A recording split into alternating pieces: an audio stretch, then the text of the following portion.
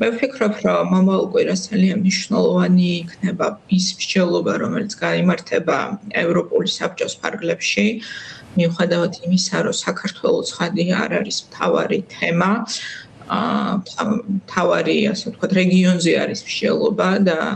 რეგიონის კონტექსტში დღეს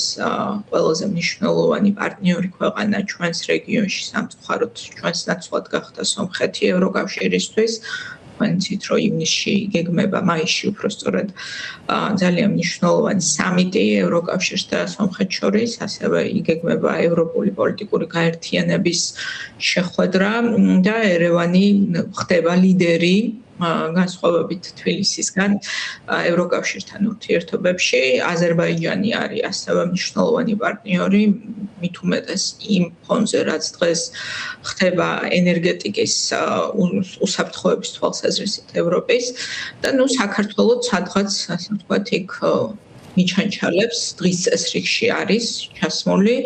ეს არის თავისთავად პოზიტიური, თუმცა არანაირ პოზიტივს არ ველოდები საქართველოსთან მიმართებაში მიღებულ გადაწყვეტილებებს, რაც შეეხება იმ თვალსაზრისით, რომ მადია, რომ მე დარწმუნებული ვარ, რომ ამ გზავნილით დაბრუნდებიან ის პოლიტიკური დირექტორები ვაიმარის ქვეყნების, რომლებიც ჩამოსული იყვნენ საქართველოში, რომ არავითარი სივრცე არ არსებობს საქართველოს და ევროკავშირის შორის ურთიერთობების თვალსაზრისით პროგრესის ამ ხელისუფლების პირობებში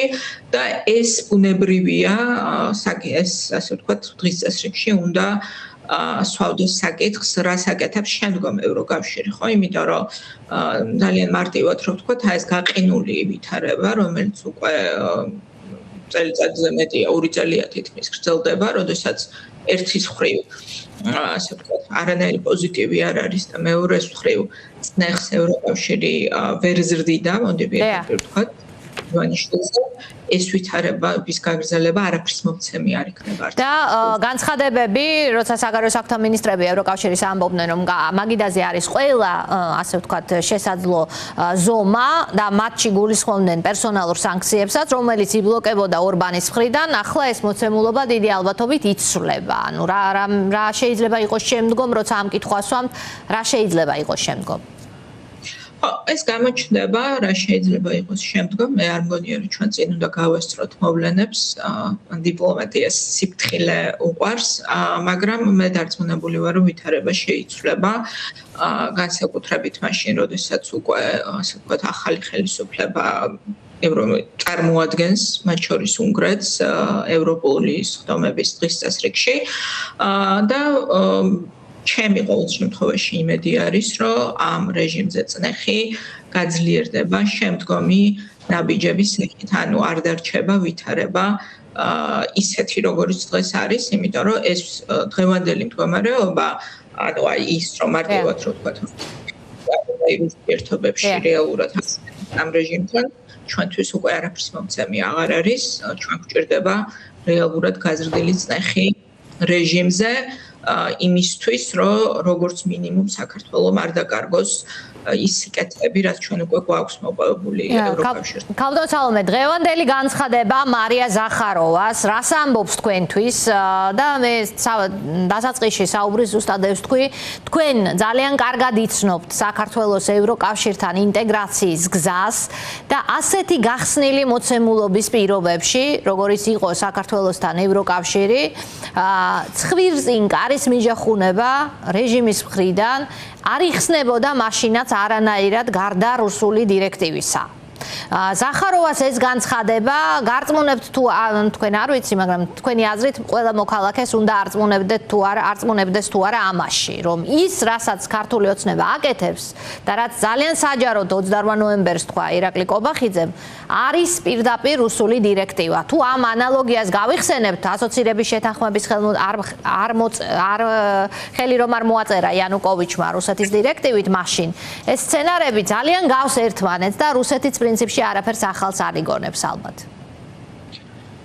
ის რომ რუსეთი საკუთარ თავისუფლებას აძლევს, რომ მსგავსი განცხადება გააკეთოს, ეს აჩვენებს იმას, რამდენად არაფრად თვლის დღევანდელ ხელისუფლებას, ანუ იმიტომ რომ რეალურად არაფერში არ ჭირდება რუსეთს, ხომ მსგავსი განცხადების გაკეთება. უბრალოდ ეს კიდევ ერთი საჯარო სილის გაწვნა, ანუ ყველამ უნდა დაინახოს, რომ საქართველოს დღეს არ ყავს სუვერენული ხელისუფლება, ყავს ხელისუფლება, რომელიც მთლიანად ემორჩილება რუსეთის, ასე ვთქვათ, მითითებებს. აქ ვფიქრობ, რომ ეს არის საჯაროდ გაკეთებული გზავნილი, რომ ქართველებმა დაინახონ და დაიჯერონ, რომ მათ ქვეყანას დღეს მართავს რუსეთი და ისინი არიან უძლურნი, რომ ეს რეალობა შეცვალონ, იმიტომ რომ ისედაც გაყინულია ევროკავშირთან ურთიერთობები, არანაირი პერსპექტივა არ არის, შემიძლია დაზუსტებით გითხრათ, არანაირი ნულოვანი პერსპექტივა არის, რომ საქართველოს ევროკავშირში გაწევრიანების გზაზე წინ წაიწიოს, სანამ ივანიშვილი მართავს ქვეყანას და მსგავსი განცხადების გაკეთება აბსოლუტურად არ არის აუცილებელი, თუ ამისი მიზანი არ არის დამცირება, ასე ვთქვათ, დამცირება კიდევ ერთხელ იმ ხელისუფლების, რომელიც დღეს ქვეყანას მართავს და დამცირება ქართველი ხალხის. მათთვის კიდევ ერთხელ, ასე ვთქვათ, შეზილვა სახეში იმ ფაქტის, რომ დღეს რუსეთი მართავს დისტანციურად მათ ქვეყანას და მათ არაფერი არ შეუძლიათ ამის საწინააღმდეგოდ გააკეთონ. მსგავსი განცხადება ისე პარალელი რო გავალოთ, მინდა მიმართებაშიც გააკეთეს და მე შეგახსენებთ როგორ ელაპარაკა სომხეთის პრეზიდენტი პუტინს, რომელმაც რაღაც ლექციაც დაუკითხა დემოკრატიაზე, რაღაც თავისუფლებებზე, რომელიც სომხეთში არსებობს და რუსეთში არ არსებობს და შეიძლება ითქვას, რომ თავის ადგილზე დაყენება შეძლო რუსეთის საკუთარი რეაქციით. ამის ნაცვლად ჩვენ დღეს ვხედავთ, რომ ეს ადამიანი საკუთარ თავს ქვეყნის პრემიერ-მინისტრს უწოდებს. დღეს საერთაშორისო ფორუმზე საუბრობს და ისევ თავს ესხმის ჩვენს დასავლელ პარტნიორებს და არც ერთი სიტყვა, არც ნახევარი სიტყვა რუსეთის საპასუხოდ, თუნდაც დიპლომატიური, თუნდაც ძალიან ასე ვთქვათ, ფრთხილი პასუხი ჩვენ არ მოგვისმენია და მე ვფიქრობ, რომ ეს არის ძალიან ნათელი გზავნილი, რომ რუსეთი გვეუბნება, რომ თქვენ გმართავთ ჩემი მოკავშირეები და არ დაგავიწყდეთ, რომ მე არანაირ უფლებას თქვენ არ მოგცემთ, არანაირ ევროკავშირში გაწევრიანების და ამას ეთანხმება ირაკლი კობახიძე, რომელიც ამას არ პასუხობს მნიშვნელოვან საერთაშორისო ფორუმზე და ფაქტიურად დასტურს აძლევს იმას, რომ დიახ, დღეს მითითებით საქართველოს ევროპული კარი ჩაიკეტა. კი ბატონო, სომხეთის პრემიერის ფაშინიანის განცხადება ნამდვილად იყო მაგალითი არა მარტო პუტინთან დიალოგის დროს, არამედ ის როცა საქართველოში იყო, მან ასევე ახსენა სუვერენული პოლიტიკა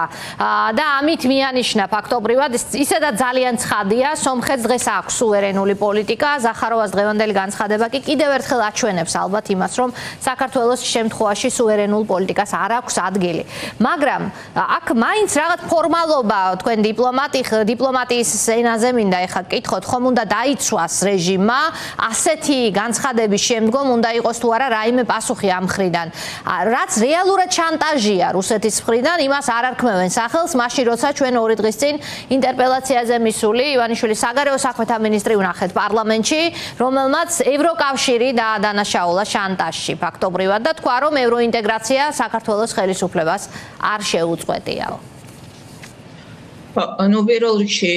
თქვენ სწორედ აღნიშნეთ, როდესაც სომხეთის ხელისუფლება საუბრობს სუვერენიტეტზე, ისინი საუბრობენ სწორედ სუვერენიტეტზე და დამოუკიდებელ პოლიტიკაზე რუსეთისგან და ამიტომ აბსოლუტურად განსხვავებული კონოტაცია, ისევე როგორც როდესაც მშვიდობაზე საუბრობს პაშინიანი, საუბრობს რეგიონში მართლაც მშვიდობის აღდგენაზე და იმ გარღვევაზე, რომელიც მან მოახდინა ამ თვალსაზრისით აზერბაიჯანთან ურთიერთობებში, ანუ აბსოლუტურად სხვა კონოტაცია აქვს, რაც შეეხება ასე ვთქვათ იმას, რომ დიპლომატიური რაღაცა საჯაროდ დიპლომატიაში მიღებული სტანდარტითაც კი ვერ პასუხობს საქართველოს ხება რუსეთს. ეს არის სწორედ ის, რასაც მე ვამბობ, რომ ანუ დღეს დე-ფაქტო დესუვერენიზაცია აღარ არის აქტუალური რუსეთისთვის. დე-ფაქტო დესუვერენიზაცია საქართველოსი არის შემდგარი იმ თვალსაზრისით, რომ საგარეო პოლიტიკაზე საქართველოს დღეს არანაირი სუვერენიტეტი აღარ გააჩნია და სწორედ ამიტომ მოუწია ამ ხელისუფლებას გამოსვლა და განცხადება, რომ ევროკავშირში გაწევრიანების პროცესი ჩერდება. ეს უნდა კიდევ ერთხელ გავიმეოროთ, ხმამაღლა, მათ შორის არის ის საზოგადოებამ და შეიძლება ბევრმა არის ის და მე ვეთქვი, რომ ჩემი სანდო ინფორმაციით არჩევნების შემდეგაც კი მიუხედავად იმისა, რომ არჩევნებთან იყო ძალიან ბევრი პრობლემები, ძალიან ნათელი გზავნილი იყო ევროკავშირის მხრიდან, რომ მინიმალურ დონეზე შესრულების პირობებში ევროკავშირის მოთხოვნების